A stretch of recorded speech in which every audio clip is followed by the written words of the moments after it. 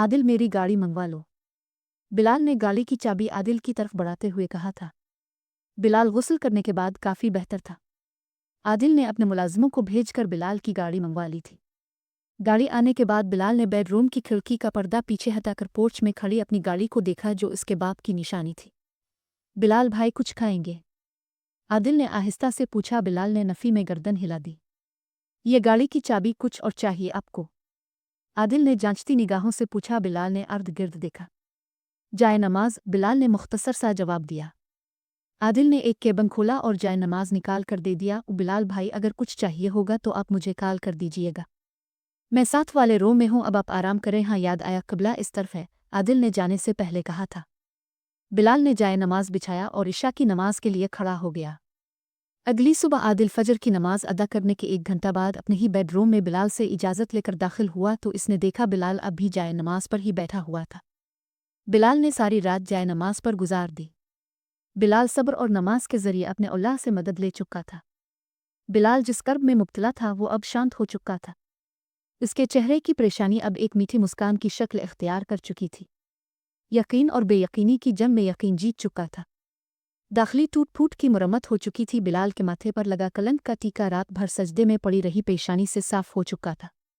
बिलाल का चेहरा बारिश के बाद की धूप जैसा रोशन, चमकदार और उजला था। बिलाल की ग्रीन आंखें ज़रूर सुर्ख थी नींद की वजह से, फिर भी वो फ्रेश लग रहा था। अस्सलाम अलैकुम बिलाल भाई, आदिल ने अंदर आते हुए सलाम किया था। वो अलैकुम सलाम आदिल साहिब, बिलाल ने जाए नमाज को सिमटते हुए जवाब दिया और आदिल के सामने खड़ा हो गया। अपने चेहरे पर तबस्सुम सजाए। आदिल साहिब तशरीफ़ रखें, इसे अपना ही घर समझी। बिलाल मुस्कुराते हुए बोला था। आदिल खिल खुला कर हंस दिया। आदिल की आंखों में खुशी की चमक थी। आदिल साहिब बहुत भूख लगी है, जल्दी से कुछ खुला दो। बिलाल ने आदिल से कहा। जी जी बिलाल भाई, मुझे अंदाज़ा है, इसलिए मैं नाश्ते का बोल कर आया हूँ। चंद मिनट बाद 2 मुलाजिम अंदर आए। एक उम्र रसीदा खातून थी और एक नौजवान लड़का। उन दोनों ने नाश्ता सेंटर टेबल पर ही लगा दिया था। मम्मी डैडी और दादी इस्लामाबाद गए हुए हैं, फूफो के बेटे की शादी है, इसलिए मैंने नाश्ता यही मंगवा लिया है, आदिल ने कहा। नाश्ता बिलाल की पसंद के मुताबिक था। गुड़ वाली चाय, brown bread, fresh orange juice, अंडों की सफ़ेदी का आमलेट। आदिल और बिलाल ने नाश्ता किया। बिलाल भाई, दोपहर के लिए मैंने देसी मुर्ग, वो भी देसी घी में पका हुआ, और प्याज गोश्त बोल दिया है। आदिल अपने हाथ धोने के बाद तौलिए से साफ करते हुए बोला था। आदिल, मैं दोपहर तक नहीं रुक सकूंगा, बिलाल ने वाल कलाक पर नज़र डालते हुए कहा था। वाल कलाक पर 8 बजने वाले थे। आदिल ने बिलाल की तरफ हैरत से देखा। आदिल सोच रहा था, बिलाल भाई भी अजीब कैरेक्टर है। रात को रो रहे थे, सुबह को मुस्करा रहे थे और अब जा रहे हैं।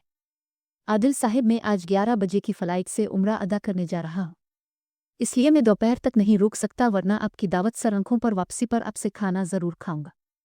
आप उम्रे के लिए जा रहे हैं आज? आदिल ने हैरत से सवाल किया। बिलाल भाई, आपने मुझे क्यों नहीं बताया? मैं आप के साथ जाना चाहता था, मुझे आपसे गल्ला है। अगर ज़िंदगी ने मोहलत दी तो हम इस साल हज साथ करेंगे इंशाअल्लाह। उम्र रसीदा खातून और वो नौजवान लड़का नाश्ते के बर्तन उठाने के लिए आ गए थे। बिलाल ने उन्हें देखा तो गाड़ी की चाबी आदिल की तरफ बढ़ाते हुए बोला। आदिल साहिब, मेरा हैंड कैरी मंगवा दो, गाड़ी से मुझे कपड़े और पासपोर्ट टिकट निकालने हैं। बिलाल भाई, मैं खुद लेकर आता हूँ। आदिल ने जल्दी से गाड़ी की चाबी पकड़ी और हैंड कैरी लेने चला गया। नौजवान मुलाजिम लड़का नाश्ते के बर्तन ट्राली पर रखकर कमरे से जा रहा था। बिलाल खिड़की से पर्दा हटाकर आदिल को देख रहा था, जो उसकी गाड़ी के पास खड़ा फ़ोन पर किसी से बात कर रहा था। आप ही बिलाल हो साहिब? उम्र रसीदा मुलाजमा ने अदब से पूछा। बिलाल की तरफ देखकर बिलाल इस मुलाजमा की तरफ देखकर मुतवज्जे हुआ।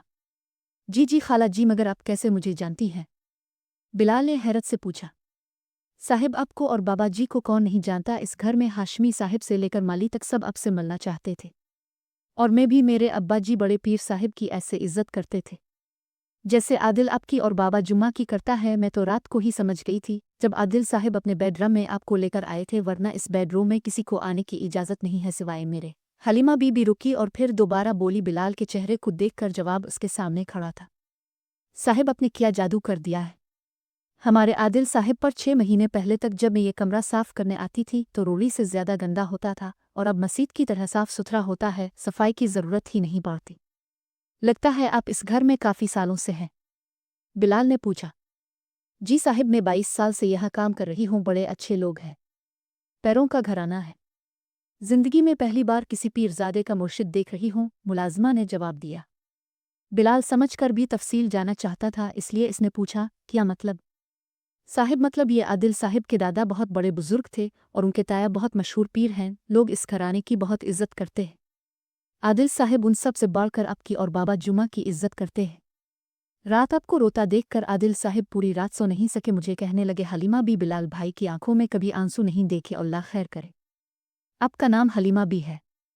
बिलाल ने पूछा। शनाख्ती कार्ड पर तो मेरा नाम हलीमा सादिक है, बस आदिल साहिब हलीमा भी कहते हैं।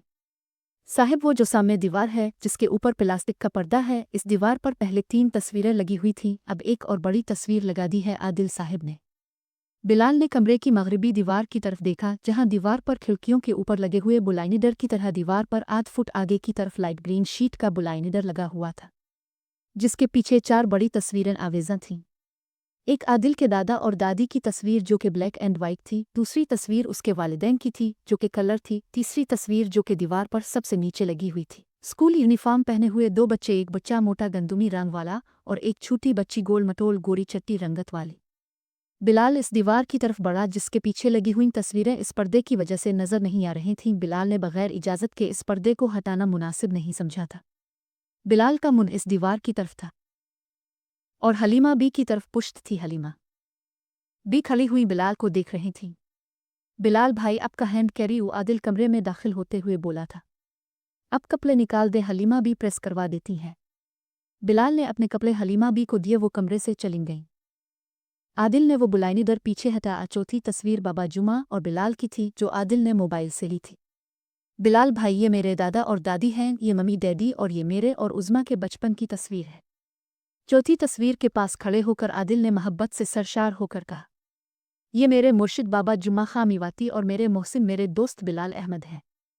आदिल की सांसों से अकीदत की खुशबू आ रही थी और उसकी आंखों में चमक थी, इसके लहजे में एहतराम था।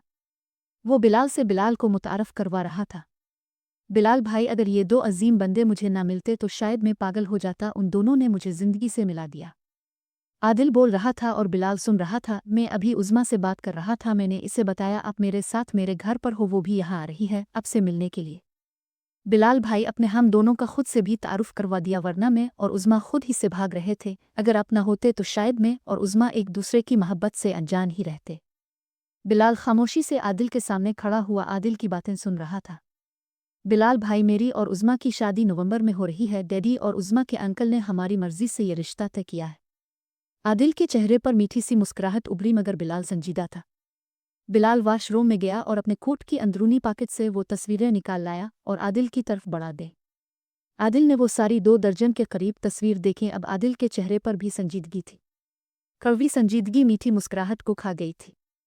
बिलाल भाई, मुझसे बाबा जी कहा करते थे, आदिल बेटा, अक्सर आपका सच हकीकत नहीं होता, ये तस्वीरें सच होंगी मगर हकीकत कुछ और है। मुझे उज़्मा और खुद से ज्यादा मालिक बिलाल अहमद पर एतमाद है। मीठी मुस्कुराहट ने कड़वी संजीदगी को फिर मात दे दी। आदिल ने वो तस्वीरें अपने दराज के अंदर रख दे।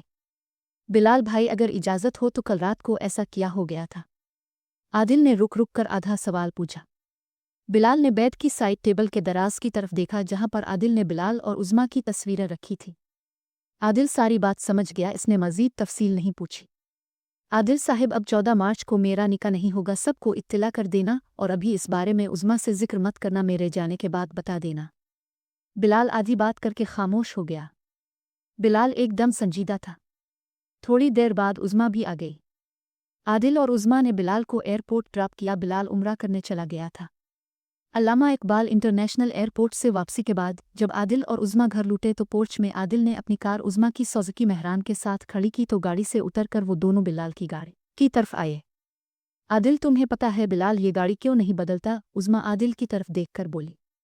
क्यों? आदिल ने पूछा। इसलिए ये इसके अब्बा की निशानी है, उज़्मा ने बताया। मुझे तो लगता है बिलाल अपने निकाह वाले दिन भी इसी गाड़ी को सजाएगा और नौशी को इसी में बिठाकर ले जाएगा अपने घर। नहीं, अब ऐसा नहीं होगा, आदिल ने उज़्मा को इत्तला दी। तो फिर हम तुम्हारी BMW को सजाएंगे बिलाल के निकाह वाले दिन, उज़्मा खुशी से बोली। उज़्मा, अब बिलाल भाई का नौशी से निकाह नहीं होगा, आदिल ने 2 टोक बात कर दी। वे ऐसा क्या हो गया है, क्यों नहीं होगा ये निकाह? आदिल, आप क्या कह रहे हैं? अभी थोड़ी देर पहले तो बिलाल बिल्कुल नॉर्मल था, बिलाल की किसी बात से तो नहीं लगा मुझे ऐसा कुछ। उज़्मा ने बहुत सारे सवाल आदिल से पूछ लिए। उज़्मा रूहानसी चेहरे के साथ आदिल की तरफ देख रही थी। कहीं आदिल अब मेरे साथ मजाक तो नहीं कर रहे थे? उज़्मा ने आदिल की तरफ उंगली करके पूछा। उज़्मा, ये सच है, मुझे कोई 2 घंटे पहले बिलाल भाई ने खुद बताया था। मैं कल रात को बिलाल भाई को डिफेंस के कब्रिस्तान से लेकर आया था। वो एक कब्र के सरहाने बैठ कर रो रहे थे। आदिल ने रंजीदगी से कहा था। बिलाल रो रहा था वो भी बिलाल। मैंने 2-2.5 साल के दौरान उसकी आंखों में कभी आंसू नहीं देखे। उज़्मा हैरत से बोली। आखिर कोई तो वजह होगी, ऐसा कैसे हो सकता है? तुम मेरे साथ आओ मेरे बेडरूम में, आदिल बोला। जाते हुए उज़्मा उसके पीछे चल दी। बेडरूम में दाखिल होने के बाद आदिल ने बिलाल और उज़्मा की वो तस्वीरें उज़्मा को थमा दे।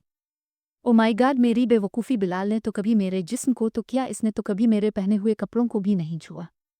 आदिल गौर से देख रहा था उज़्मा की तरफ। ओ आदिल, कहीं अब भी तो उन तस्वीरों से मुझे बिलाल भाई और आप पर पूरा एतमाद है, आदिल ने उज़्मा की आंखों में देखकर जवाब दिया। उज़्मा, अब बैठ जाओ। उज़्मा सोफे पर बैठ गई। आदिल, ये वो लम्हा था जब बिलाल मुझे आपके बारे में बता रहा था, आपकी मोहब्बत से मेरा तारुफ करवा रहा था। तब मुझे ऐसे लगा जैसे मुझे मेरी मंजिल मिल गई, जैसे डूबते हुए को किनारा मिल जाए, जैसे कहत के दिनों में बारिश शुरू हो जाए।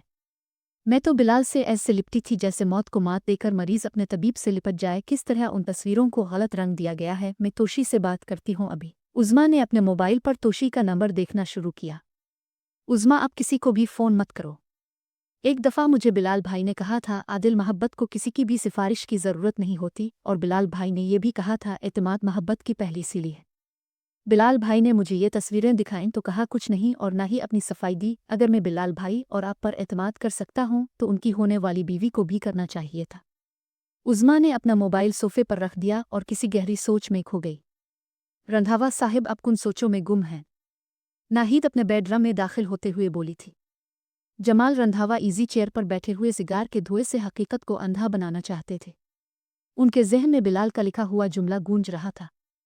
जो रू का गुलाम रन मुरीद। जमाल रंधावा रात से न जाने कितने सिगार सुलगा चुके थे।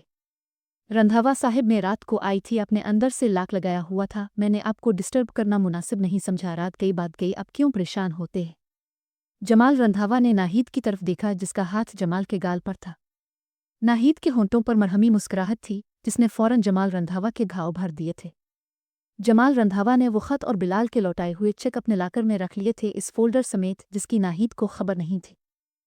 1 मार्च 2014 बरोज़ हफ्ता तोशी और जहां आरा बेगम मगरिब के बाद कोट फतेहगढ़ से घर लूटे तो घर में अजीब तरह का सन्नाटा था। जहां आरा अपने कमरे में चली गईं और तोशी अपने बेडरूम में पहुंच गई। नोशी टेरिस पर खड़ी बिलाल के रूम को देख रही थी। जल्दी आएंगे वो दिन, तोशी ने पीछे से नोशी को जप्पी डाली। मैं कल रात से फ़ोन कर रही हूँ, कोई रिस्पांस नहीं। बिलाल को तो समझ आती है इसका नंबर क्यों ऑफ है, मगर तुम क्यों नहीं जवाब दे रही थी मेरी जान? तोशी लिपट कर बोल रही थी। नोशी के साथ तोशी ने खुद को तोशी की बाहों के हिसार से छुड़ाया और कमरे में चली गई। इसे क्या हुआ? तोशी ने खुद से कहा। नोशी के जाने के बाद तोशी उसके पीछे आई। रूम के अंदर नोशी की आंखें सुर्ख थीं और उसका चेहरा मुरझाए हुए फलों की तरह था। क्या हुआ नोशी? तोशी फिक्रमंदी से बोली। ये पूछो क्या नहीं हुआ? नोशी गुस्से से चीखी। ओ शराफत का चोगा उतर गया और बिलाल की हकीकत सामने आ गई। मैं समझी नहीं, साफ साफ बात करो। तोशी को तशवीश हुई। जब खिली आंखों से सच्चाई देख ली जाए तो समझने की ज़रूरत नहीं रहती, नोशी ने गुस्से से कहा। उसके बाद नोशी ने सारी बात तोशी को बताई, हर्फ से जुमले तक, शुरू से आखिर तक। मुझे तुम्हारी किसी बात पर यकीन नहीं है, ये सब झूठ निकलेगा, ज़रूर किसी की साजिश है। तोशी ने अफसुर्दगी से जवाब दिया। 2 दिन में इतना सब कुछ हो गया और किसी ने हमें बताना मुनासिब नहीं समझा। बिलाल, ऐसा नहीं है, ज़रूर इस सब के पीछे किसी का हाथ है। तोशी खफगी से बोली। तुम्हें आज तक बिलाल में कोई नक्स नजर आया है? जो अब आएगा? इस शख्स ने तुम्हारी बहन की जिंदगी बर्बाद कर दी और तुम अब भी उसी की वकालत कर रही हो। 12 दिन बाद हमारी शादी थी और उसने ये गिल खिलाए हैं। पापा रात से अपने बेडरूम से नहीं निकले। मामा का अलग बुरा हाल है, मैं रात भर सो नहीं सकी। और तुम अब भी उसकी फारगाद सीख, कुछ तो होश से काम लो। नोशी गुस्से से भड़की तोशी पर। होश से काम लो तुम नोशी जी, ये सब इल्ज़ाम हैं, हकीकत नहीं है। मुझे तो इस सब में मामा का हाथ लग रहा है। तोशी ने रगें तन कर जवाब दिया। कुछ तो शर्म करो अपनी माँ के मुतालिक, ऐसा सोचते हुए तुम अपनी मामा को जानती नहीं हो वो कैसी है। अफसोस तो यही है कि ना तुम मामा को जान सकी हो और ना ही बिलाल को। नोशी, अपने दिल से पूछो वो क्या कहता है। नोशी, वो तुमसे प्यार नहीं, मोहब्बत नहीं, इश्क करता है। तोशी ने नोशी को समझाने की कोशिश की। इश्क करता है।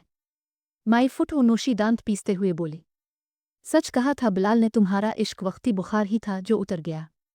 बिलाल ने कहा था, आजकल का इश्क वक्ती बुखार है और तुमने साबित कर दिया। ये इश्क और शिक सब बकवास है, मुझे तो आज तक ये समझ नहीं आई ये इश्क किस बिला का नाम है और इश्क का मतलब क्या होता है। नोशी ने तंजिया अंदाज में कहा। इश्क का मतलब है बिलाल, तोशी ने तफाखुर से जवाब दिया। मैं उनकी नहीं, इस बिलाल की बात कर रही हूँ। नोशी ने आसमान की तरफ शहादत की उंगली करते हुए कहा था। और मैं इश्क के मतलब की बात कर रही हूँ। तोशी का यक बोल पड़ी। चुल्लू मान लिया इश्क का मतलब बिलाल है, ज़रा ये तो बताओ बिलाल का मतलब क्या है। नोशी ने फलसफियाना अंदाज से पूछा, तीखे अंदाज के साथ। कुछ नाम खुद में इतने बड़े होते हैं कि मतलब उनके आगे छोटा पड़ जाता है। तोशी ने किसी दानिश्वर की तरह जवाब दिया, बिल्कुल वैसे जैसे इसने बाबा जुम्मा से सुना था। एसएमएस ने दरवाजे पर दस्तक दी, दरवाज़ा खुला हुआ था। आपी अब दोनों को बड़ी बेगम साहिबा बिला रही। दोनों बहनों की जरा वक्ती तौर पर ख़त्म हो गई। जहां आरा को सारी बात बीजी ने बता दी थी। कोट फतेहगढ़ से वापस आने के फौरन बाद जमाल रंधावा, मेरी बात कान खोल कर सुन लो, अगर इस बार ये बात छूटी निकली तो मैं तुम्हें अपना दूध नहीं बख्शोहेगी क़यामत वाले दिन। जमाल, मर्द बनो, तुम जट रंधावा हो, मुझे कहते हुए शर्म आती है, मेरा बेटा रारन मुरीद है। जहां आरा बेगम गुस्से से गिरजी, इस बूढ़ी मलिका की आंखें दहक रही थीं। जिन घरों के फैसले औरतें करना शुरू कर दें, उन घरों का बेड़ा गर्क हो जाता है। अब भी होश के नाखून लो, तुम सिर्फ वो देखते हो जो तुम्हारी बीवी तुम्हें दिखाती है। बहू को इस रिश्ते पर एतराज़ था तो साफ कह देती, ये तमाशा लगाने की क्या ज़रूरत थी। इतने में नाहिद कमरे में दाखिल होती है। इससे पहले जमाल और जहां आरा ही कमरे में थे। जहां आरा बेगम अपनी इजी चेयर पर बैठी हुई थीं और जमाल उनके सामने नजरें झुकाए दीवान पर बैठा था। नाहिद, जमाल अपने शौहर के साथ बैठ जाती है। खाला, आप मुझ पर इल्ज़ाम लगा रही हैं। नाहिद आग बगूला हुई। इल्ज़ाम, तोहमत, बुहतान, कोई भी नाम दे लो नाहिद। बेटी, उम्र गुजर जाती है, ये घाव भरते भरते जिस दिन तुम पर झूठा इल्ज़ाम लगेगा तब पूछूंगी तुमसे कितना गहरा होता है ये ज़ख्म। जहां आरा घायल आवाज़ से बोली, उनके चश्मे के नीचे मोटे मोटे आंसू चमक रहे थे। आखिर बन ही गई ना अफसास, नाहिद दांत पीसते हुए बोली। अफसोस, मैंने सारी जिंदगी तुम्हें अपनी इकलौती मरहुमा बहन की निशानी समझ कर रखा, फूलों की तरह तुम्हारी हर ज्यादती पर खामोश रही थी। माँ की तरह प्यार किया मगर तुम बेटी ना बन सकी। नाहिद, तुम मेरे सुहाग को खा गई, मेरी बेटी को पागल बनाकर मार डाला और अब बिलाल के साथ ये गंदा और बेहुदा खेल खेल रही हो। नाहिद, अगर मैं सांस बुनती तो तुम्हारी सांस रोक लेती। शुक्र करो ऐसा नहीं हुआ, मैं चाहती थी मेरा झुड्डू बेटा मर्द बन जाए मगर अफसोस ऐसा भी नहीं हुआ।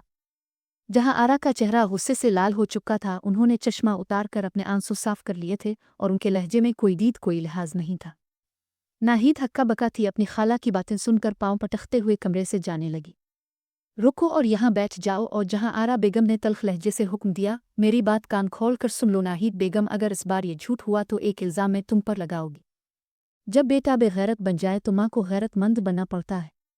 और चौधरी साहिब, अब भी सुन लो, ये घर भी बिलाल का है और 50 एकड़ ज़मीन भी अब खरीद कर देंगे। और जहाँ तक नोशी और बिलाल के रिश्ते की बात है, इसे मैं खुद ख़त्म करती हूँ। तुम दोनों अपनी बेटी के लिए देख लो कोई इस जैसा बेवकूफ़ कम अक्ल। हाँ, एक बात ज़हन नशीन कर लो अच्छी तरह से, इस घर से तुम सब लोग जाओगे, सिर्फ मैं और बिलाल रहेंगे यहाँ पर। और आइंदा नाहिद बेगम मेरी साथ ऊंची आवाज़ में बात की तो हल्क से तुम्हारी ज़ुबान खींच लूँगी। जहाँ आरा बेगम ने सोसोनार की एक लोहार की वाला मामला किया अपने बेटे और बहू के साथ।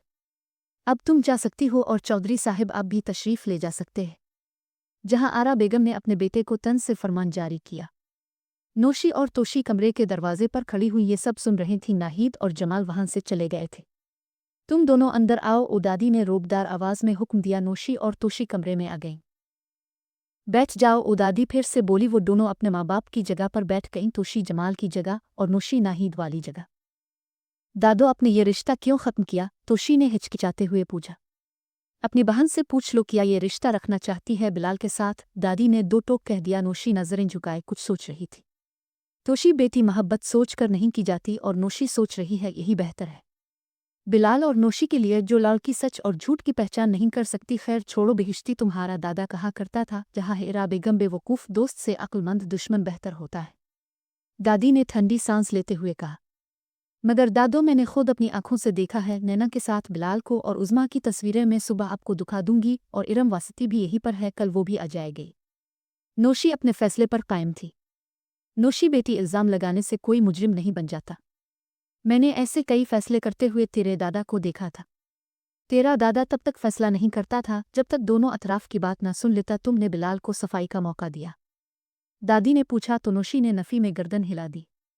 मगर मैंने अपनी आंखों से सब कुछ देखा था। नोशी अपने मौकूफ पर कायम रही। नोशी बेटी, मैंने ये रिश्ता ख़त्म कर दिया है। अगर तुम अब भी बिलाल से शादी करना चाहती हो तो मुझे कोई एतराज़ नहीं होगा। अब फैसला तुमने करना है, खुद अपनी अक्ल से। अब खुद फैसला करें। खाला को ऐसी बातें करना चाहिए थी। उन्होंने हमारी बच्चियों के सामने हमें जलील कर दिया है। हमारे मुकाबले में इस भीख मंगे की वकालत कर रही थी खाला जान। भला ये भी कोई बात हुई? रंधावा साहब, मुझे सब पता है। आप इसे 12 साल से हर महीने एक अच्छी खासी रकम का चेक देते आए हैं और वो बेगैरत हमारा खाकर हमें ही आंखें दुखा रहा था। अब के जाने के बाद इस एहसास फरामोश ने हमारे बेटे को मारा। मैं तो पुलिस को बुलाने लगी थी। फिर रंधावा हाउस की इज्जत का ख्याल आ गया था। नाहिद अपने बेडरूम में आने के बाद जमाल रंधावा से मुखातिब थी। नाहिद बेगम, अगर इस बार इसमें तुम्हारी कोई साजिश हुई तो मैं तुम्हें नहीं छोड़ूंगा। तुम अपना मुंह छुपाती फिरोगी। जमाल गुस्से से बोला। रंधावा साहिब, आप भी मुझ पर शक कर रहे हैं। नाहिद ने नीनों के तीर चलाए और जमाल का हाथ अपने दोनों हाथों में ले लिया। आप गुस्सा क्यों कर रहे हैं? मैंने खाला जान की बेअदबी थोड़ी की है। मैं तो इस कमीने और फिक्रे की बात कर रही थी। नाहिद ने जमाल का हाथ चूमते हुए कहा। जमाल ने गुस्से से अपना हाथ छुड़ाया और लाकर से वो सारे 144 चेक निकाले और नाहिद के मुंह पर दे मारे। तुम जिसे मंगता कहती थी वो सखी निकला। वो मेरी दी हुई भीख मेरे मुंह पर मार कर चला गया। जमाल ने गुस्से से नाहिद को गर्दन के बालों से पकड़ा। नाहिद बेगम, अगर बिलाल बेगुनाह हुआ तो तुम निशान इबरत जरूर बनोगी। जमाल रंधावा ये कह करे कमरे से चला गया गुस्से के साथ। दादो, शुक्र खुदा का हमने अब तक शादी के कार्ड्स तकसीम नहीं किए थे, वरना बहुत बदनामी होती हम लोगों की। तोशी अपनी दादी से बोल रही थी, अब क्या होगा? दादी की आंखों से आंसू जारी थे। बड़ा जुल्म किया तेरी माँ ने और तेरा बाप वो ज्यादा कसूरवार है। दादी अपनी सोचों में गुम थीं। तोशी क्या बोल रही है उन्होंने सुना ही नहीं था। दादो, अब कहाँ खो गईं? कुछ तो बताएं। हमने कार्ड्स नहीं तकसीम किए। मालूम तो आधे शहर को है। जमाल रंधावा की बेटियों की शादी है। तोशी दुख और कर्ब से बोल रही थी। तुम दोनों की शादियां मुकर्ररा तारीखों पर ही हो गईं। जमाल रंधावा ने अंदर आते हुए हतमी फैसला सुनाया। तुम जाओ और अपनी माँ को बिला कर लाओ। और जमाल ने तोशी से कहा। तोशी चली गई। जहां आरा ने जमाल की तरफ देखा। चौधरी जमाल रंधावा साहिब, देख लो अपनी बीवी के सामने तुम्हारी हुआ ना निकल जाएगी। जहां आरा बेगम ने तंजिया लहजे से कहा, अपने आंसू रुमाल से साफ करते हुए। माँ जी, देखना किया है। तोशी का रिश्ता मैंने किया था। अब के और बिलाल के मशवरे से नोशी का रिश्ता आपने ख़त्म कर दिया। अब नोशी की माँ अपनी बेटी का रिश्ता खुद करेगी। जमाल रंधावा सोचों में गुम बोल रहे थे। नाना बेटा जी, नोशी का रिश्ता तुम्हारी बेगम साहिबा और तुमने खुद ख़त्म किया था। मैंने तो सिर्फ ऐलान किया है रिश्ता ख़त्म होने का। अब मैं देखना चाहती हूँ बिलाल की जगह कौन सैयदजादा तुम्हारी बेटी का हाथ थामता है। सैयदजादा ही होगा खाला जान, ये मेरा वदा है। अब से। नाहिद लहराती हुई कमरे में दाखिल हुई। 2 घंटे पहली वाली बेइज्जती इससे याद ही न थी। इतना घमंड और ये तकब्बुर खाली सैयदजादा होने से बात नहीं बुनती। नाहिद और भी बहुत कुछ देखा जाता है। जहां आरा ने जवाब दिया। सब देख लिया खाला जान, नाहिद ने तेवर दिखाते हुए कहा। नाहिद बेगम, ये तेवर मत दिखाओ, उधर मेरी तरफ देखो। नोशी का रिश्ता तुम करोगी खुद अपनी मर्जी से और शादी भी पुरानी तारीखों पर ही होगी। एक बात कान खोल कर सुन लो, अगर मेरी बेटी के साथ ऐसा वैसा कुछ भी हुआ, वैसा ही सलूक मैं तुम्हारे साथ करूंगा। और याद रखो, अगर बिलाल पर लगाए हुए इल्ज़ाम झूठे निकले तो एक इल्ज़ाम माँ जी की बजाय मैं लगाऊंगा तुम पर। सासें अपनी बहू पर इल्ज़ाम लगाती आए हैं। जब 30 साला अज़वाज ज़िंदगी के बाद मैं तुम पर झूठा इल्ज़ाम लगाऊंगा, उसका बोझ तुम उठा नहीं सकोगे। जमाल रंधावा ने संजीदगी से कहा और कमरे से चले गए। नाहिद भी उनके पीछे पीछे कमरे से निकल गई। नाहिद ने जमाल की कही हुई बात का नोटिस ही नहीं लिया था। दादो, जो रिश्ता जोड़ने के लिए आपने इतने साल दुआ मांगे, इसे खुद ही ख़त्म कर दिया। तोशी ने हैरत और दुख से कहा था। तोशी बेटी, जिन रिश्तों में एतबार ना हो वो जोड़े नहीं जा सकते। दादी ने तोशी को समझाने की कोशिश की। उधर आओ मेरे पास। तोशी अपनी दादी के सामने बैठ गई कुर्सी पर। दादी ने इसके चेहरे पर प्यार किया। दादो, बिलाल का क्या होगा? तोशी फिक्रमंदी से बोली। सोचो ये नोशी का क्या होगा? तुम्हारी माँ का चना हुआ सैयदजादा भी पता नहीं कैसा होगा। तुम बिलाल की फिक्र ना करो, खैर से अब तक मक्का पहुंच गया होगा। इसने फ़ोन भी तो नहीं किया। तोशी रूहांसी होकर बोली। तोशी बेटी, मैंने कहा ना, बिलाल की फिक्र ना करो, वो दूसरों को संभालने वाला है, खुद को भी संभाल लेगा। दादो, बिलाल कब आएगा? तोशी अपनी दादी के गिले लगकर बोली। वो अभी चंद महीने नहीं आएगा। दादी गहरी सोच में डूबी हुई बोल रही थी। ये बिलाल ने आपसे कहा। तोशिया का एक बोल उठी दादी के कंधे से अपना सर उठाते हुए। नहीं बेटा, मेरा तजर्बा बता रहा है वो अभी नहीं आएगा। जहां आरा बेगम ने नजरें ऊपर उठाकर देखा। अल्लाह मेरे बिलाल को अपनी अमान में रखना।